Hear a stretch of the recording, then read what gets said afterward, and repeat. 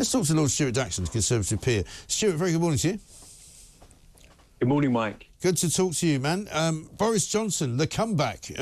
Believe it or not, there were a couple of people who have been messaging me this morning saying if only Boris was in charge, somehow whatever he did when he was in office, and the lefties hated it, doesn't seem quite as sleazy and quite as ghastly and quite as dishonest as what Keir Starmer and his mob have been getting up to.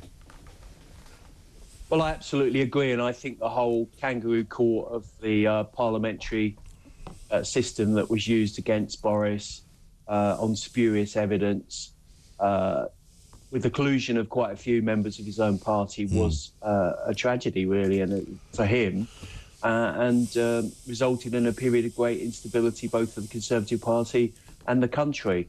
But what you must always remember about Boris, of course, he's got his flaws, and in some areas I take issue with him, such as on immigration.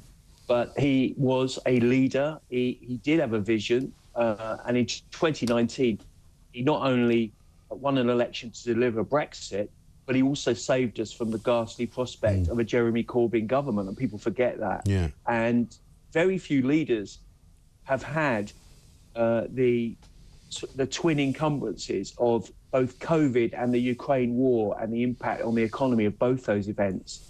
And I think as time goes on, people will be a lot more sympathetic to Boris and his predicament and the challenges he had than they are now.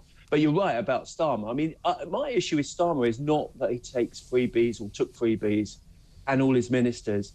It's the hypocrisy, because in British politics, people will forgive a bit of sex. They'll forgive a bit of financial irregularity. They'll forgive wide boys. What they absolutely loathe is hypocrisy. And the fact that the people who are now in the cabinet every single week were putting out press releases attacking this money spent on wallpaper, this money spent on photographers, these freebies that the Tories were using, and yet they've done exactly the same. And I just think this will be a very significant problem for Starmer.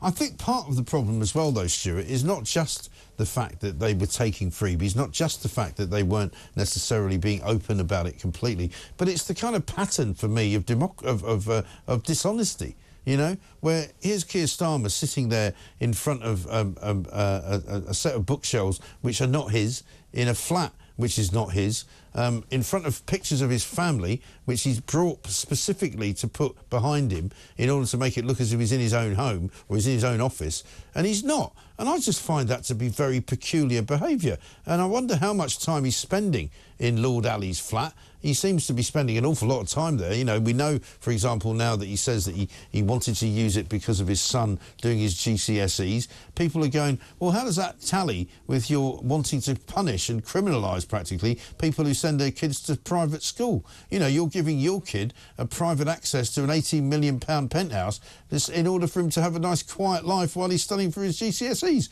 It just doesn't make any sense.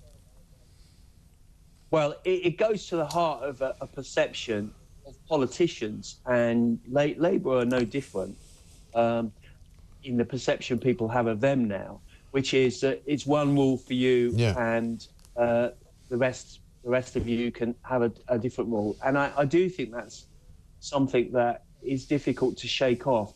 You're right about COVID as well. There was a collective mania and a madness that set in. And people were compliant with some really stupid rules. You know, the idea that you could only exercise 1 hour a day. Yeah, it's got bonkers. Get on a bench with someone. You know, all these crazy. Unless you were Matt Hancock, situations. of course. Yeah, of course. Matt Hancock was slightly. He was exercising on a bench more than once an hour, I think. You know. Well, Mike, we won't go there because. It's too early in the morning. True. I don't want to conjure up that image. But, no. But, you know, you did have a terrible situation where people were being bullied when they were at funerals. They couldn't sit with people and comfort them. They couldn't visit relatives in care. We're just losing your signal a little bit. We'll try and get that as a slightly better signal. Sorry, go on. Yeah, I can. We'll see if we can get it slightly better. Tony says this, Mike, didn't Starmer want to keep his family private? Yet he's got a photo of his family in a staged family home. Was the photo staged, and was it not his children, but probably children of another Labour member? I mean, that's a very good question as well. Sorry, Stuart, just to come back to you there. You were talking about COVID and the terrible sort of results that came from it, because let's not forget, it wasn't just an inconvenience to an awful lot of people, it was life and death to an awful lot of people. And we've had a great response from people this morning saying, you know, it's not good enough for Chris Whitty just to say he got it wrong. You know, of course everybody understands that it was a difficult time and that the government had to make what were really tough decisions, but you know, they erred on the side of caution to such an extent that people died as a result. Yeah, I think the government panicked when they saw what happened in Italy, where you saw hundreds of people on respirators. It looked like a catastrophe that would affect millions of people. And yet, if you'd step back, actually, my old boss, David Davis, always said, if you'd isolated, say, the 400,000 most acutely ill people with things like diabetes and COPD and heart conditions for 3 months and let everyone else go about their business, it wouldn't have made any difference, actually. And really what the government should have done is looked at what happened in Sweden, of course, which didn't lock down in the same way. And they had similar, if not better, rates of COVID. Where the government is, the then government is very worthy of praise, is the very fast collaboration with the pharmaceutical industry and health professionals and the vaccine rollout, which was world-beating. People forget that about Boris. They criticise him endlessly, but it was one of the best and most effective vaccine rollouts in the world. So that was good. But the general policy of lockdowns was, broadly speaking, a failure and something that should never have happened. No, I think so. Let's talk back to Keir Starmer, who's at the moment over in America. You were very much a part of the Brexit strategy that took place from the result of the referendum into Boris Johnson winning the 2019 election.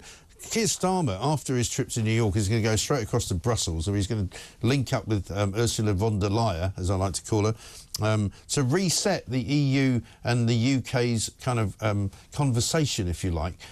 Do you worry that he's trying to kind of basically get back into the single market by the back door? Yeah, absolutely. And, you know, people forget he was the Brexit spokesman when I was Chief of Staff to David Davis. His policy, people forget in 2020, was to have a second referendum because, like lots of people of his way of mind and thought, the decision made in 2016 was wrong. People were low information, they didn't know what they were voting for, and they had to vote again until they got the right result. And I think that is still worrying. There are a lot of people in the Labour Party like that. And it's incumbent upon the new leader of the Conservative Party, leader of the opposition, to be respectful of that decision in 2016 and to ensure the Labour keep to their promise, which is no return to the single market, the customs union, and specifically no return to freedom of movement, which is effectively unlimited immigration. Exactly right, and I worry that that's exactly where he wants to go, but we shall see. Lord Stuart Jackson, great to talk to you. Thank you very much indeed. Conservative peer, former Brexit secretary, if you like, to David Davis, who was the Minister for Brexit, if you want.